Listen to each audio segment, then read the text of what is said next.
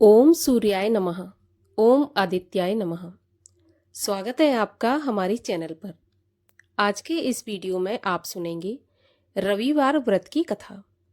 तो सभी प्रकार की व्रत कथाएं सुनने के लिए और हमसे जुड़े रहने के लिए आपको हमारे चैनल को सब्सक्राइब करना है, बेल आइकन को प्रेस करना है और आज का वीडियो अच्छा लगे तो लाइक करना है और शेयर करना है।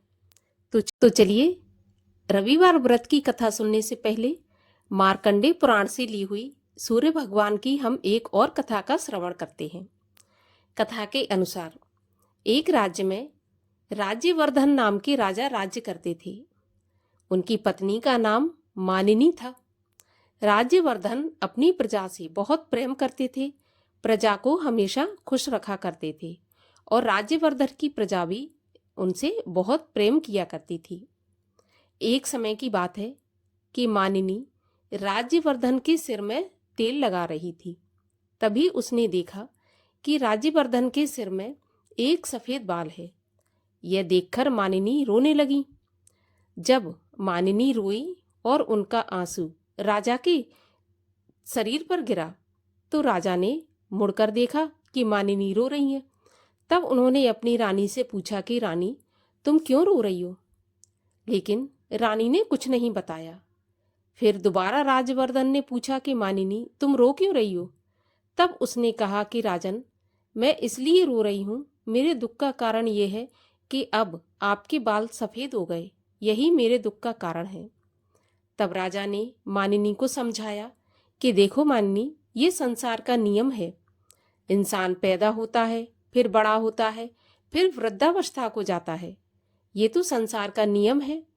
अब मेरे सिर में अगर सफेद बाल है तो मेरा वन जाकर तपस्या करने का समय आ गया है और अपने पुत्र को राज्य सौंपकर मैं वन में चला जाऊंगा। ऐसा सुनकर मानिनी दुखी हो गई और जब प्रजा ने सुना तो प्रजा भी दुखी हो गई। प्रजा ने राजा से आग्रह किया कि राजन, आप जैसे अभी तक हमारी रक्षा करते आए हैं वैसे आगे भी करें।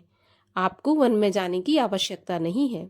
लेकिन राजा ने कहा, ये उम्र वानप्रस्थ आश्रम की है, मुझे जाना ही होगा। राजा ने किसी की बात नहीं मानी। तब प्रजाजनों ने सोचा कि राजा किसी की बात नहीं मान रहे।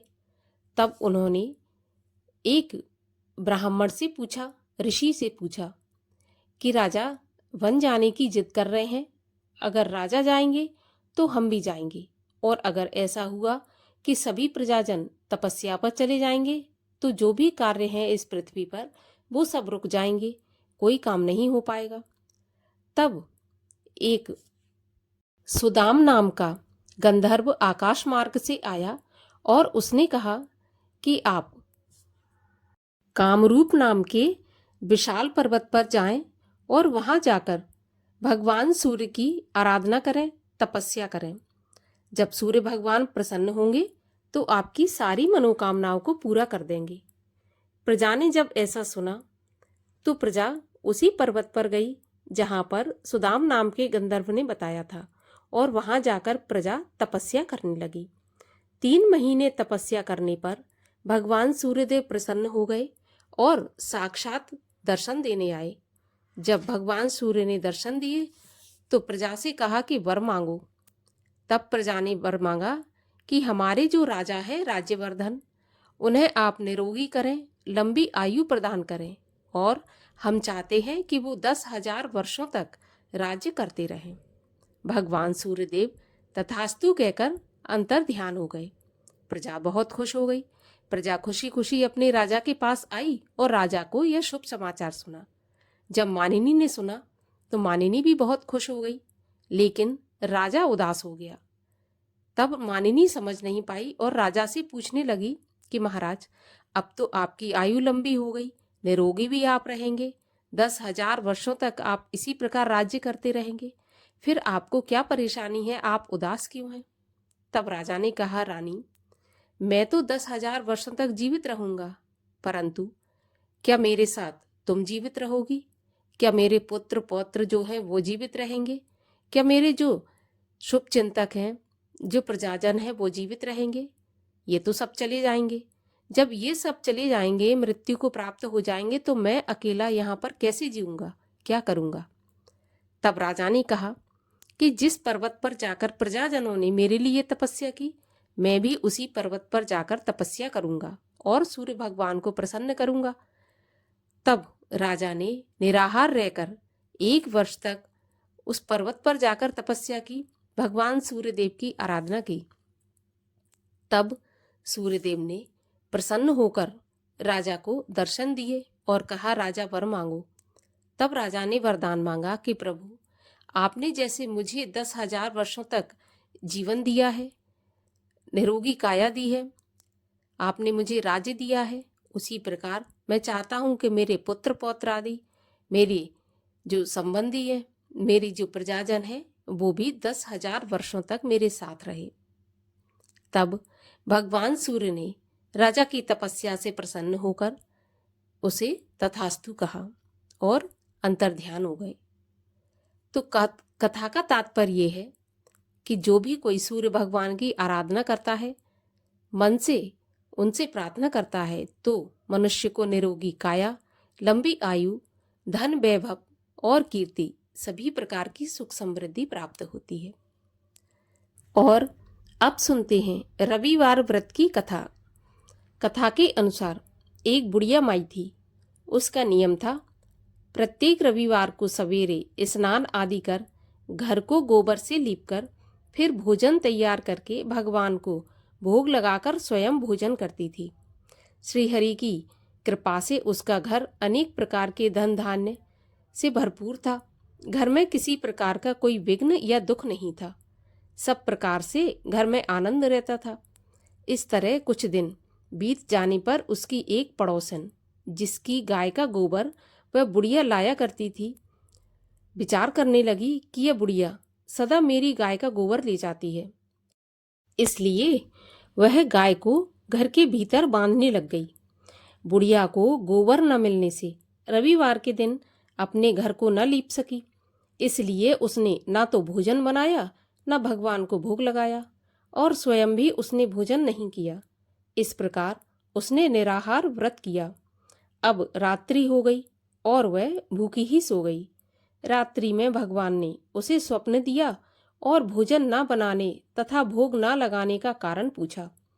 तब बुढ़िया ने गोबर न मिलने का कारण सुनाया।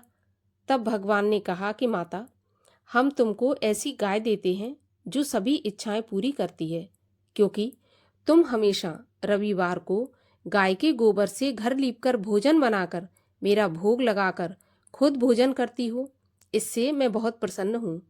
मैं निर्धन को धन और बांझ स्त्रियों को पुत्र देकर दुखों को दूर करता हूँ तथा अंत समय में मोक्ष देता हूँ। स्वप्न में ऐसा वरदान देकर भगवान अंतर्ध्यान हो गए। सुबह जब बुढ़िया की आंख खुली तो वह देखती है कि आंगन में एक बहुत सुंदर गाय और बछड़ा बंधे हैं। वह गाय और बछड़े को देखकर बहुत प्रसन्न हुई। उसको घर के बाहर बांध दिया और वहीं खाने को चारा डाल दिया। जब उसकी पड़ोसन बुढ़िया ने घर के बाहर एक अति सुंदर गाय और बछड़े को बंधा देखा तो द्वेष के कारण उसका हृदय जल उठा और उसने देखा कि गाय ने सोने का गोबर किया है। तो वह उस गाय का गोबर ले आई और अपनी गाय का गोबर उसकी जगह रख आई। वह प्रतिदिन ऐसा ही करती और सीधी सादी बुढ़िया को इसकी खबर भी नहीं होने दी। तब सर्वव्यापी ईश्वर ने सोचा कि चालाक पड़ोसन के कर्म से बुढ़िया ठगी जा रही है। तो ईश्वर ने संध्या के समय अपनी माया से बड़े जोर की आंधी चला दी। जब आंधी चली तो बुढ़िया ने आंधी के डर से अपनी गाय को घर के भीतर बांध लिया। प्रातःकाल जब बुढ़िया ने देखा कि गाय ने सोने का गोबर दिया है तो उसके आश्चर्य की सीमा नहीं रही। अब तो वह रोज गाय को घर के भीतर बांधने लगी। उधर पड़ोसन ने देखा कि बुढ़िया गाय को घर के भीतर बांधने लगी और उसका सोने का गोबर उठाने का अब दाव नहीं चलता।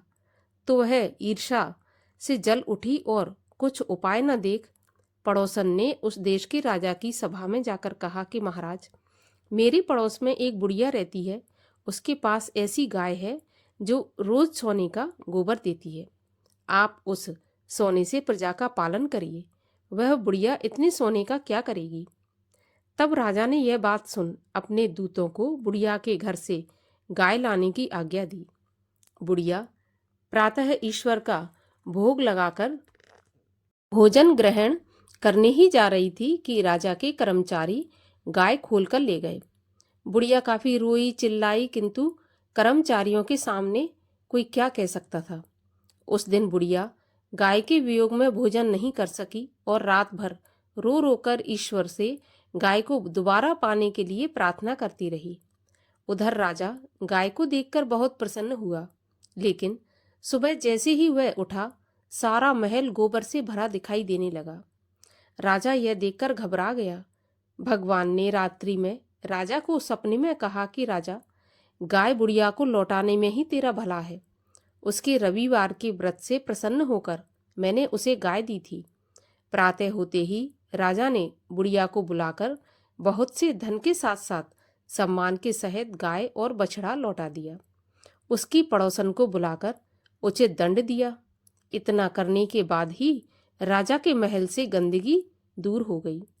उसी दिन से राजा ने नगरवासियों को आदेश दिया कि राज्य की समृद्धि तथा अपनी समस्त मनोकामनाओं की पूर्ति के लिए रविवार का व्रत सभी लोग अवश्य रखें। व्रत करने से नगर के लोग सुखी जीवन व्यतीत करने लगे। कोई भी बीमारी तथा प्रकृति का प्रकोप उस नगर पर नहीं होता था। सारी प्रजा सुख से रहने लगी थी। बोलिए सूर्य भगवान की जय, आदित्य भगवान की जय।